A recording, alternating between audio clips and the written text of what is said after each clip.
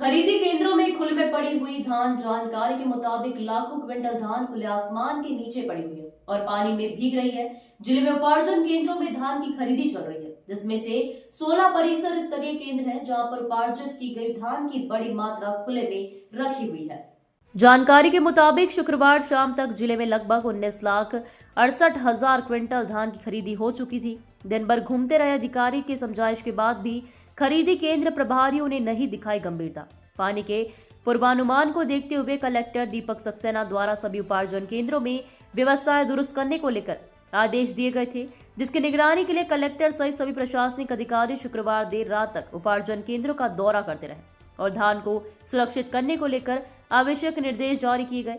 लेकिन इतनी बड़ी मात्रा में धान डंप होने के चलते उसे पानी से बचा पाना लगभग असंभव कार्य है, जिसको लेकर समितियां द्वारा समुचित त्रिपाल की व्यवस्था नहीं की गई, जो कि नाकाफी साबित हो रही है। प्रशासन द्वारा जो परिसर स्तरीय केंद्र खोले गए थे, उसमें खरीदी गई धान को भी गोदाम में रखने को लेकर निर्देश जारी कर दिए गए हैं।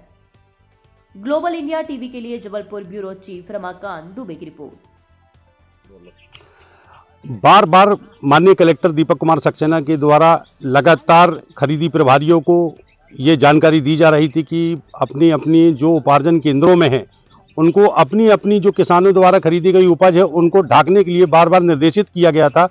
लेकिन आज भी पनागर में कुछ ऐसे केंद्र मिले जहां पर बार बार नोडल अधिकारियों के द्वारा समझाइश देने के बाद भी केंद्रों में नहीं ढाकी गई है धानें, जहां जिसका ये है कि आज बहुत हद तक आप देखेंगे कि यहाँ पे लोगों के जो खरीदी गई धान है वो उघड़ी पड़ी हुई है और घुटनों तक पानी भरा हुआ है। लगभग आधे से लगभग धान लोगों की खराब होने की संभावना है। बहुत सारे, ये एक अकेला केंद्र नहीं है, ऐसे बहुत सारे केंद्र हैं जहां पे हमारे द्वारा घूमा गया, नोडल अधिकारियों द्वारा, माननीय तहसीलदार के द्वारा, जीएसओ के द्वारा, सभी अधिकारियों के द्वारा उनको निर्देश भी दिए गए थे कि मौसम के चलते, खराब मौसम के चलते इनको तिरपालों की व्यवस्था की जाए।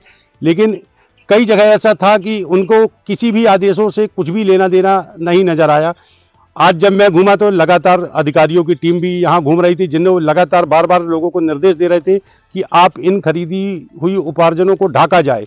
लेकिन उसके बाद भी उन्होंने गंभीरता नहीं लिया, जिससे आने वाले समय में अब देखते हैं कि क्या क्या नुकसान होता है। बार बार अधिकारियों की समझाइश के बाद भी जो खरीदी प्रभारी थे उनके द्वारा शासन के आदेशों की अवहेलना की गई, जिसके चलते लगभग बहुत किसानों की धान खराब हो गई।